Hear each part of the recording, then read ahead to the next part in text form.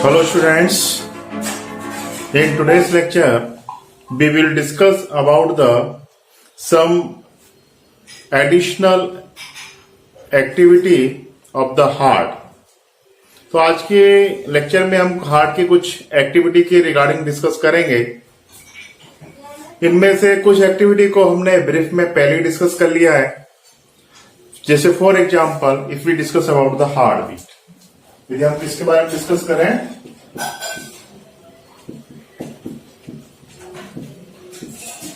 Heart beat के regarding discuss करें, तो हार्ट बीट क्या होता है ये हम डिस्कस कर चुके हैं। हार्ट बीट मतलब कि हमारा हार्ट रिदमिक कॉन्ट्रैक्शन रिलैक्सेशन करता रहता है, ठीक है। The rhythmic contraction and relaxation of the heart is known as the heart beat. We already discuss this point. अब हमने ये देखा था कि हार्ट के कॉन्ट्रैक्शन को हम बोलते हैं सिस्टोली और हार्ट के जो है रिलैक्सेशन को हम डायस्टोली के नाम से जानते हैं। तो इस तरह से हमारा जो हार्ट बीट होगा उसमें एक सिस्टोली आएगा और एक डायस्टोली आएगा, ठीक है। तो इस तरह से क्या होगा, हमारे हार्ट बीट का फॉर्मेशन होता है। तो हम ऐसे मेंशन कर सकते हैं, लिख सकते हैं कि हमारा जो हार्ट बीट जो होता है it is equal to suppose that one heart beat equal to one cardiac cycle.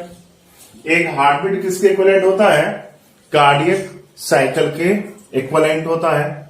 Cardiac cycle क्या होती है ये हम डिस्कस कर चुके हैं कि एक जो कार्डियक साइकिल है उसका ड्यूरेशन कितना होता है, हमने अपने पुराने लेक्चर्स में डिस्कस किया है कि 0.8 सेकंड होता है।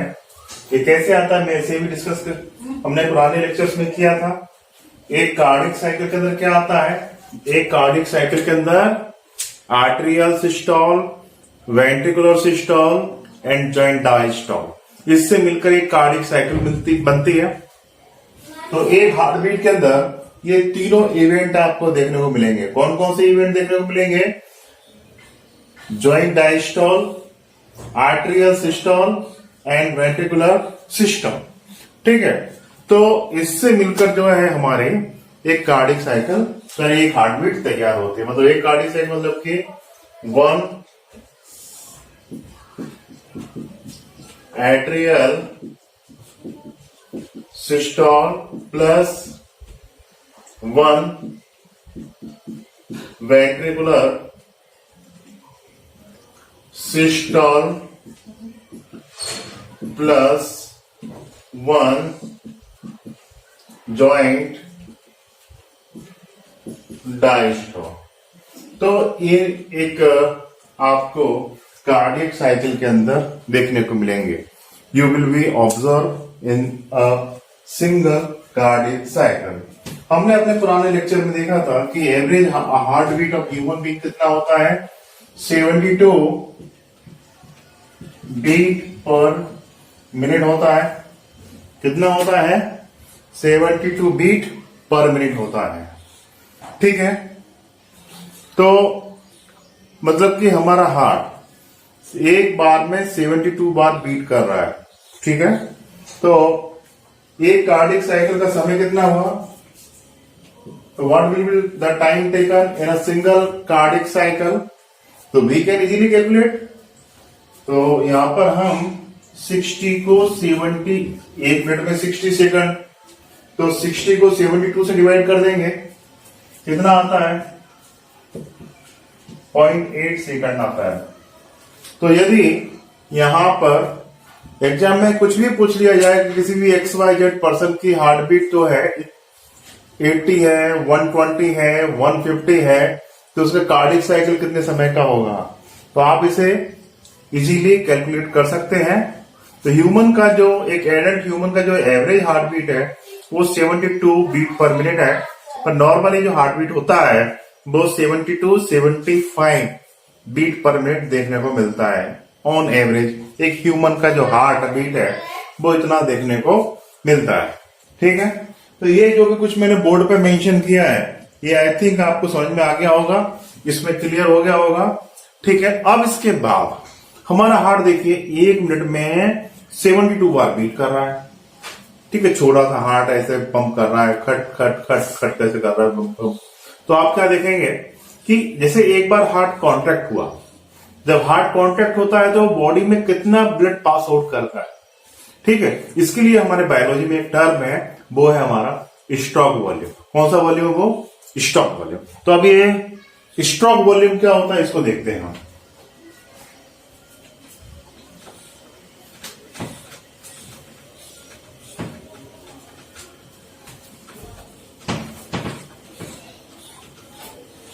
So now we discuss about stroke volume.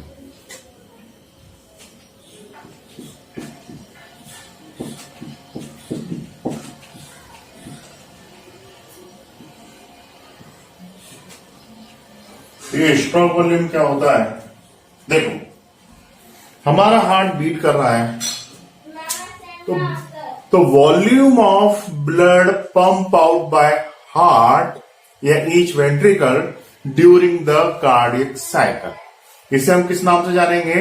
इसे हम स्ट्रोक वॉल्यूम के नाम से जानते हैं। ठीक है, तो now we discuss about stroke volume. तो stroke volume means the volume of blood pump out by each ventricle during a cardiac cycle. It is about 70 ml। तो जब हमारा हार्ट बीट करता है उस समय आप क्या देखेंगे? सपोर्टेड, ये हमारा जैसे 4 चेम्बर हार्ट है।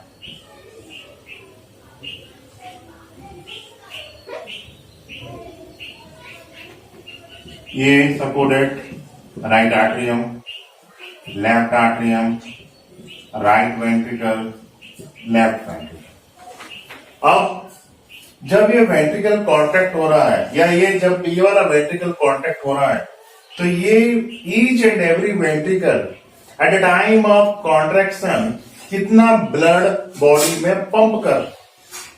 ठीक है, तो each and every ventricle at the time of contraction या एक सिंगल हार्ट कार्डियक साइकिल या एक सिंगल हार्ट बीट, इसमें ventricle each and every ventricle एक ही बार कॉन्ट्रैक्ट होगा ना। तो एक बार जब ये कॉन्ट्रैक्ट होगा तो कितना ब्लड बॉडी में पंप करेगा, कितना डालेगा। जैसे राइट वेंट्रिकल में कॉन्ट्रैक्शन होगा तो पल्मोनरी ट्रंक में कितना ब्लड एक बार में ट्रांसफर करेगा। लेफ्ट वेंट्रिकल यदि कॉन्ट्रैक्ट होगा तो सिस्टमेटिक एओर्टा के थ्रू बॉडी में कितना ब्लड ट्रांसफर करेगा। तो जो वॉल्यूम होता है उसी वॉल्यूम को हम क्या बोलते हैं? उसे हम बोलते हैं स्ट्रोक वॉल्यूम के नाम से जानते हैं। तो जनरली इसका जो वैल्यू होता है वो वैल्यू कितना होता है? 70 ml होता है। कितना होता है इसका? 70 ml होता है। बट ये वैल्यू अफेक्ट हो सकती है डिफरेंट रीजन से। जैसे फॉर एग्जांपल, जैसे मान लीजिए कोई person XYZ person physical workout ज्यादा कर रहा है तो ऐसे में उसके स्ट्रोक वॉल्यूम की वैल्यू बढ़ जाएगी। मान लीजिए कोई एथलीट है, बहुत ज्यादा हार्ड वर्क करता है तो ऐसे में उसके हार्ट का डायमीटर बढ़ जाता है एंड हेंस स्ट्रोक वॉल्यूम की जो वैल्यू है वो बढ़ जाती है। ठीक है, तो एक बार हार्ट पंप हुआ तो ईच एंड एवरी वेंट्रिकल ने कितना ब्लड बॉडी में ट्रांसफर किया, ये क्या हो गया? ये हो गया हमारा स्ट्रोक वॉल्यूम। अब इसके बाद एक टर्म और है जो कार्डियोलॉजी में कई बार आती है, वो टर्म है हमारी cardiac output.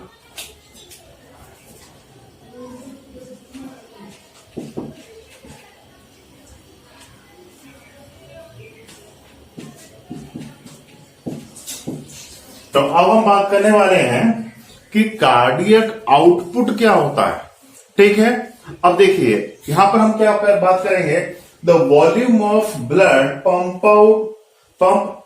pumped out by each ventricle during a minute। तो ड्यूरिंग ईच मिनट, तो हर मिनट में वो कितना ब्लड पंप आउट कर रहा है वेंट्रिकल। ठीक है,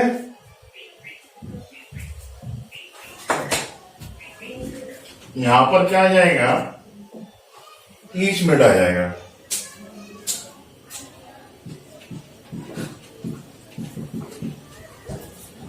तो 1 मिनट में हमारा हार्ट कितनी बार, हार्ट का ईच एंड एवरी वेंट्रिकल कितना ब्लड बॉडी में ट्रांसफर कर रहा है, ठीक है।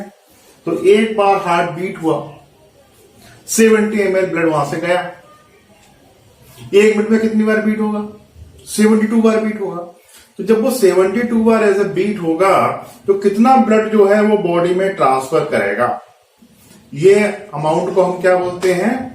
कार्डियक आउटपुट के नाम से जानते हैं। तो कार्डियक आउटपुट को हम बड़े इजीली कैलकुलेट कर सकते हैं। अच्छा, कैसे कैलकुलेट करेंगे? 1 मिनट में, या सॉरी 1 बीट में कितना? 1 बीट में जो है हमारा हार्ट 70, तो कार्डियक आउटपुट का एक फॉर्मूला होता है।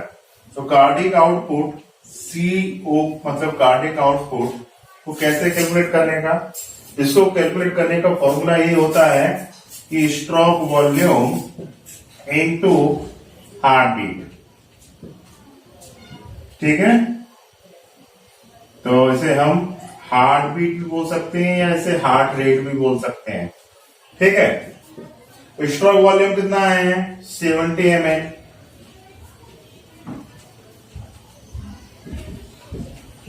स्ट्रोक वॉल्यूम कितना है हमारा? 70 ml। हार्ट बीट कितनी है? 72 बीट पर मिनट। कितना आता है? हमारा वैल्यू आएगा, कितना आएगा? 5040 ml। अब इस ml को हम लीटर में चेंज करेंगे तो अप्रोक्स कितना वैल्यू आएगा? अप्रोक्स वैल्यू आएगा 5 लीटर। कितने लीटर आता है?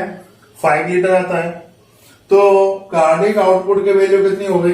कार्डियक आउटपुट की वैल्यू होगी कितनी? 5 लीटर। हाँ, यदि फिजिकल एक्सरसाइज बढ़ जाता है तो क्या होगा? हम क्या देखेंगे कि कार्डियक आउटपुट की वैल्यू बढ़ जाएगी, ठीक है। कोई पर्सन रिलैक्स में है तो इसका मतलब क्या हो गया कि कार्डियक आउटपुट जो है वो कम हो जाएगा, ठीक है। क्लियर हो गया? ये समझ में आ गया? ठीक है। तो कार्डियक आउटपुट की जो वैल्यू होती है वो कितनी होती है? 5 लीटर समथिंग होती है। अच्छा, मैंने आपको पहले बताया था कि एथलीट लोग जो होते हैं उनका हार्ट बहुत तेजी से पंप करना पड़ता है बेचारे को, और उसका हार्ट जो होता है, एथलीट्स का जो हार्ट होता है वो कंपेरेटिवली एक नॉर्मल पर्सन के हार्ट के कंपेयर में थोड़ा सा ज्यादा बड़ा होता है, क्योंकि हार्ट को बहुत ज्यादा वर्क करना पड़ रहा है ना, तो उसका साइज थोड़ा सा इंक्रीज हो जाता है एथलीट के अंदर, ठीक है। तो एथलीट के अंदर हम क्या देखेंगे कि कार्डियक आउटपुट की जो वैल्यू है वो थोड़ी सी आपको ज्यादा देखने को मिलेगी। It become clear? ये समझ में आ गया ना? अब इसके बाद हार्ट रेट से रिलेटेड या हार्ट बीट से रिलेटेड कुछ टर्म और बहुत ज्यादा कुछ एग्जाम में पूछी जाती हैं, थोड़ा वो भी देख लेते हैं।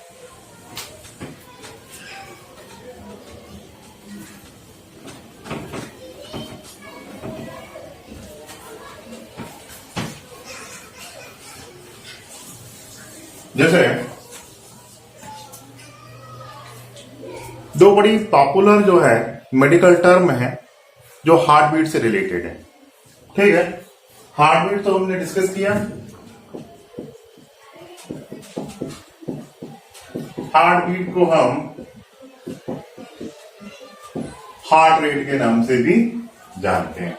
तो heart beat is also known as the heart rate.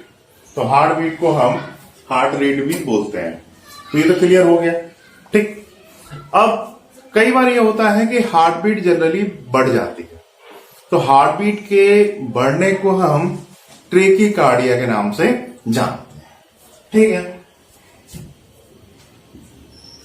अब जैसे फॉर एग्जाम्पल कोई पर्सन गेम खेल रहा है, रनिंग कर रहा है, तो क्या होगा उसे? ट्रेकीकार्डिया, मतलब कि हार्ट बीट जनरली बढ़ जाएगी, ठीक है।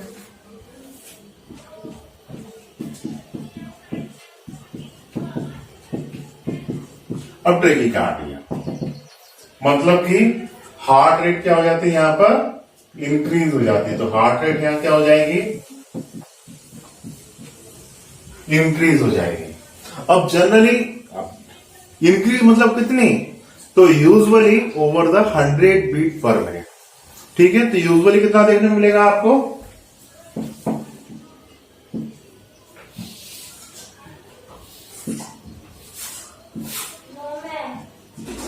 तो नॉर्मली 100 बीट पर मिनट से ज्यादा हो जाए, तो यूजुअली कितनी ज्यादा हो जाए, 100 बीट पर मिनट से ज्यादा हो जाए तो उसे हम क्या बोलते हैं, ट्रेकिकार्डिया के नाम से जानते हैं। इसके अलावा इससे जस्ट अपोजिट, मान लीजिए हार्ट बीट कम हो गई तो उससे हम ब्रेडिकार्डिया के नाम से जानते हैं।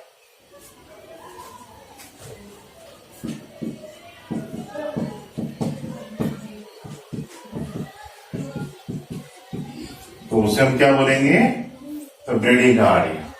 ब्रेडिकार्डिया में क्या होता है कि हार्ट रेट बेसिकली डिक्रीज हो जाती है। नॉर्मली कितनी डिक्रीज हो जाती है, तो नॉर्मली हम बात करें तो ये 60 बीट पर मिनट से कम हो जाती है।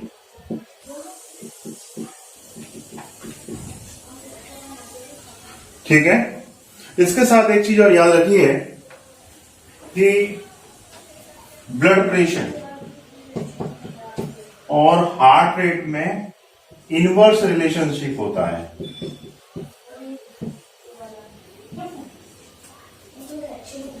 तो ब्लड प्रेशर और हार्ट रेट में आपको इनवर्स रिलेशनशिप दिखाई देगा, मतलब कि हार्ट रेट बढ़ती है तो ब्लड प्रेशर कम होता है, ठीक है, और हार्ट रेट कम हो जाती है तो ब्लड प्रेशर बढ़ जाता है। ठीक है, ये क्लियर हो गया। तो ब्रेडिकार्डिया क्या हो गया, ट्रेकिकार्डिया क्या हो गया, ब्लड प्रेशर क्या हो गया, क्लियर हो गया ये। अब उसके बाद हम बात करेंगे पल्स के बारे में। ठीक है, हार्ट बीट तो हमने डिस्कस कर ही लिया, हार्ट बीट में तो कोई प्रॉब्लम नहीं किसी को। ठीक, अब इसके बाद हम बात करेंगे ब्लड प्रेशर, पल्स के बारे में डिस्कस करते हैं कि पल्स क्या होता है। ठीक है, इससे रिलेटेड कुछ पॉइंट्स जो है वो हम डिस्कस करते हैं। ठीक है, तो students, now we discuss about the pulse. अब हम बात करेंगे पल्स के बारे में कि पल्स क्या होती है। ठीक है, कई बार आपने देखा ना कि डॉक्टर को आप दिखाने के लिए गए तो डॉक्टर क्या करता है कि इस तरह से पल्स चेक करता है। ठीक है, फिर वो देख के आइडिया लगाता है कि पर्टिकुलर कोई भी बीमारी है आपको तो उसमें आपका पल्स कितना चल रहा है। ठीक है ना, तो पल्स एक्चुअली होता क्या है, तो अब जब आपका हार्ट कांटेक्ट हुआ, ब्लड कहाँ जा रहा है, हार्ट से आर्टरीज में जा रहा है, तो जैसे हार्ट कांटेक्ट होता है तो एक प्रेशर वेव आर्टरी के अंदर फ्लो होती है और इसी प्रेशर वेव को हम पल्स के नाम से जानते हैं। तो हम पल्स को इस तरह से डिफाइन कर सकते हैं कि it is the pulse, it is the pressure wave that travel through the arteries after each ventricular system. तो प्रेशर वेव, पल्स को कैसे डिफाइन किया हमने कि pressure wave that travel through the arteries after the each ventricular system. तो ये क्या हो गया, ये हो गया हमारा पल्स। अब पल्स को कहां महसूस किया जा सकता है, आर्टरी में या वेंस में। तो देखो, वेंस तो बॉडी से ब्लड लेके हार्ट की तरफ आ रही तो उनमें पल्स फील नहीं होगी। जहां हार्ट एकदम प्रेशर से कंटिन्यूअस यूनिफॉर्म स्पीड से ब्लड नहीं फ्लो हो रहा आर्टरी में, जब हार्ट कांटेक्ट होता है तो एक प्रेशर वेव के साथ, प्रेशर के साथ ब्लड फ्लो होता है। जब वेंट्रिकल हमारा जो है रिलैक्स होता है तो उसमें फ्लो होने का प्रेशर कम हो जाता है।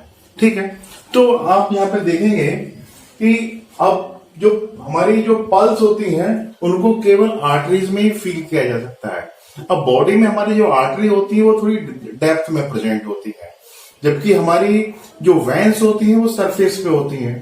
पर बॉडी के कई पार्ट ऐसे हैं जहां आर्टरी थोड़ी सी सरफेस के ऊपर प्रेजेंट होती है।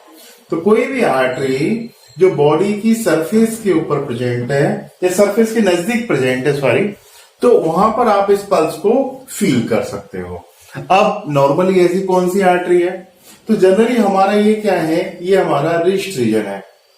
ठीक है, अब रिस्ट रीजन में क्या है कि रिस्ट रीजन में आप देखेंगे कि जैसे ये हमारा रिस्ट रीजन, तो यहां पर एक आर्टरी होती है जिसे हम बोलते हैं रेडियल आर्टरी। तो रेडियल आर्टरी में जैसे आप यदि हाथ रख के यहां फील करेंगे तो आपको यहां पर पल्स फील होगी। ठीक ठीक है।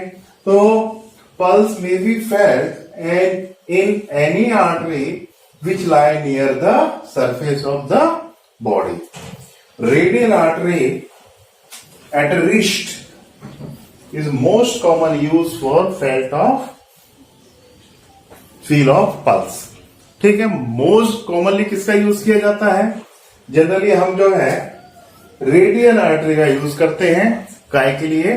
पल्स को फील करने के लिए। तो ये तो क्लियर हो गया, ये इसमें तो कोई कंफ्यूजन नहीं है आपको, इट बिकम क्लियर। ठीक है, अब पल्स से रिलेटेड कुछ और पॉइंट डिस्कस करते हैं।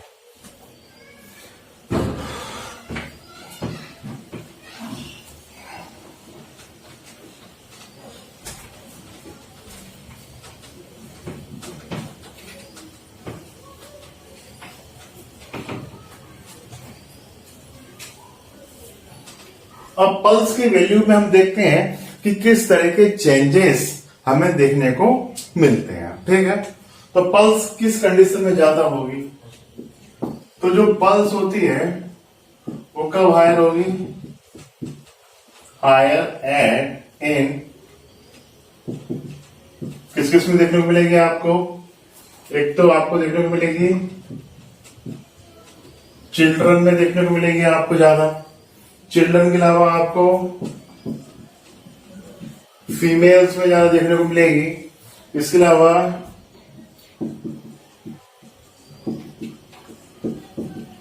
जब भी कोई पर्सन स्टैंडिंग स्टेट में है तो आप क्या देखेंगे कि उसके अंदर आपको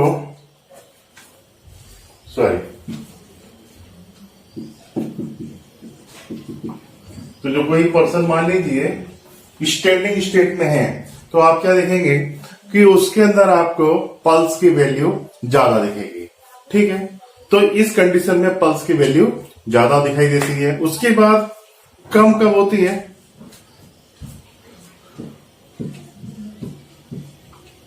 तो लोअर इन एडल्ट्स, उसके बाद मेल के अंदर, उसके बाद रेस्टिंग स्टेज में।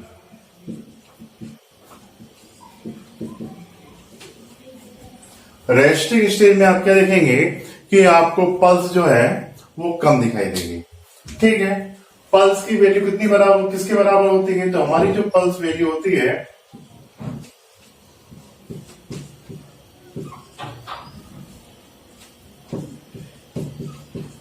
Equal to heart rate. तो हार्ट रेट कितना होता है? 72 बीट पर मिनट। तो पल्स रेट भी कितनी होगी? 72 बीट पर मिनट। तो हार्ट रेट और पल्स वैल्यू दोनों क्या होती हैं? इक्वल होती हैं। कई बार ऐसा होता है कि पल्स वैल्यू कुछ वजह से बढ़ जाती है, जैसे कि फॉर एग्जांपल कई बार हम लोग जैसे इमोशनल हो गए, ठीक है, हमें गुस्सा आ गया at the time of anger, या फिर हम डर गए at the time of fear, या फिर कोई एक्साइटेड हो गए, तो उस समय क्या होता है कि पल्स रेट बढ़ जाती है। या फिर मान लीजिए at a time of exercise हम क्या देखते हैं कि पल्स रेट जो होती है वो बढ़ जाती है। तो इट बिकम क्लियर। ये समझ में आया आपको? इसमें तो कोई कंफ्यूजन नहीं है, क्लियर पूरी तरह से? ठीक है, अब इसके बाद हम बात करेंगे हार्ट साउंड के बारे में। तो हमारा जो हार्ट है उसके कुछ साउंड्स भी होते हैं, वो साउंड्स कौन कौन से वो देख लेते हैं हम। तो स्टूडेंट्स, हमारा हार्ट भी कुछ आवाजें प्रोड्यूस करता है। अब ये आवाजें ऐसा नहीं कि हम खड़े हैं और ऐसे हार्ट की आवाज, दिल की आवाज हमको सुनाई दे जाए, इट इज नॉट पॉसिबल। यदि एक इंस्ट्रूमेंट होता है, आपने कई बार डॉक्टर्स के पास देखा होगा कि कोई पेशेंट आता है तो उसके बॉडी के डिफरेंट डिफरेंट पार्ट पे वो एक स्टेथ होता है, उसे लगाकर चेक करते हैं।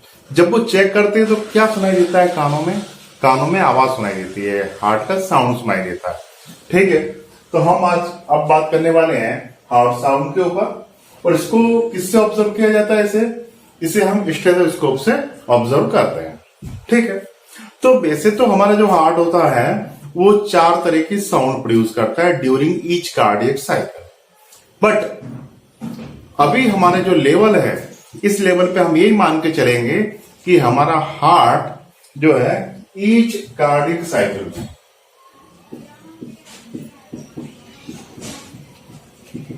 तो ईच जो कार्डिक साइकिल होती है उसमें 2 प्रोडोमिनेंट साउंड प्रोड्यूस करता है।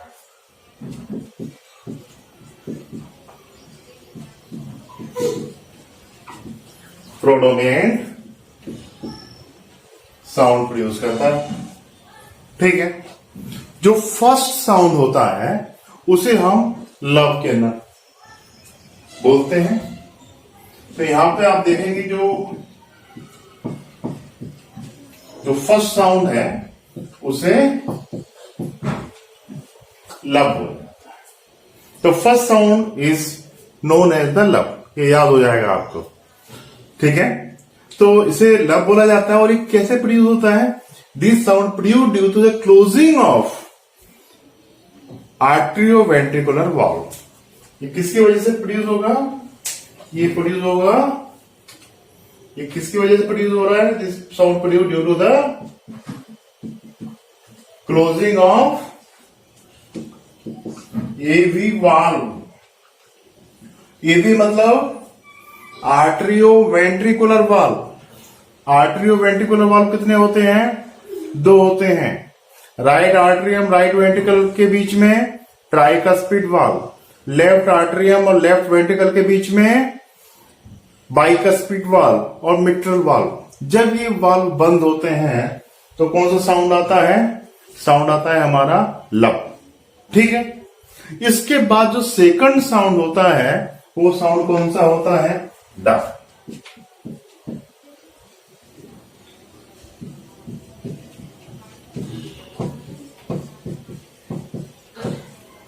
ये साउंड कब प्रोड्यूस होता है? This sound produce at a time of closing of semi lunar valve of the pulmonary trunk and aorta. तो पल्मोनरी ट्रंक और एओर्टा में जो सेमी ल्यूनर वाल्व हैं उनके क्लोजिंग पे हमें डफ साउंड सुनाई देगा। तो कब सुनाई देता है ये? It's the closing of semi lunar valve of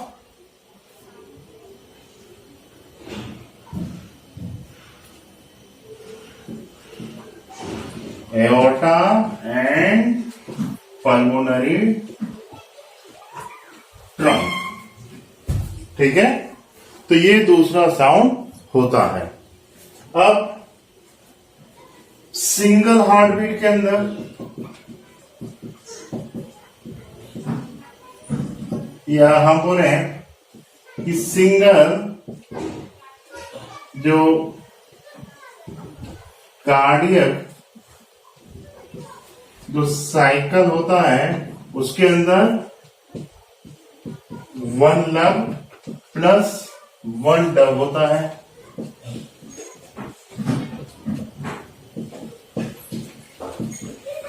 ठीक है। तो एक सिंगल हार्ट बीट या सिंगल कार्डियक साइकिल के अंदर एक बार लब की आवाज सुनाई देती है और एक बार डब की आवाज सुनाई देती है। तो ये क्लियर हो गया, ये आपको समझ में आ गया, ठीक है। अब इन दोनों साउंड्स के बीच में हम थोड़ा सा कंपेयर कर लेते हैं कि क्या इनमें थोड़ा सा डिफरेंस है। जो out of NCERT by the way कोई क्वेश्चन आया तो वो भी इससे हमारा बन सकता है, ठीक है। तो आपने क्या देखा कि ईच कार्डिक साइकिल में 2 प्रोडोमिनेंट साउंड होते हैं। फर्स्ट साउंड कौन सा हो गया? लब हो गया, जो किसकी वजह से प्रोड्यूस हुआ? एवी वॉल्व के बंद होने की वजह से। एवी वॉल्व मतलब कि ट्राइकस्पिड वाल्व और बाइकस्पिड वाल्व। दूसरा साउंड कौन सा है? Dub sound. ये क्यों प्रोड्यूस हुआ? This sound produce due to the closing of semi lunar valve. किसकी वजह से प्रोड्यूस हुआ? ये सेमी ल्यूनर वाल्व की वजह से प्रोड्यूस हुआ। लब की फ्रीक्वेंसी कम होती है, डब की फ्रीक्वेंसी ज्यादा देखने को मिलती है, ठीक है। ये लब साउंड जो होता है ये लाउडर साउंड का होता है और डब साउंड जो होता है तो कंपेरेटिवली थोड़ा सा स्लोअर साउंड का होता है, थोड़ा सा कम साउंड का होता है। तो हार्ट साउंड के बारे में इतना सफिशिएंट है। तो आई थिंक आपको ये समझ में आया होगा, ठीक है। तो हार्ट साउंड में इतना सफिशिएंट। इसके बाद के जो भी एडिशनल पॉइंट्स हैं, जो भी अदर पॉइंट्स हैं हमारे इस चैप्टर के, जिसे हम नेक्स्ट लेक्चर में डिस्कस करेंगे।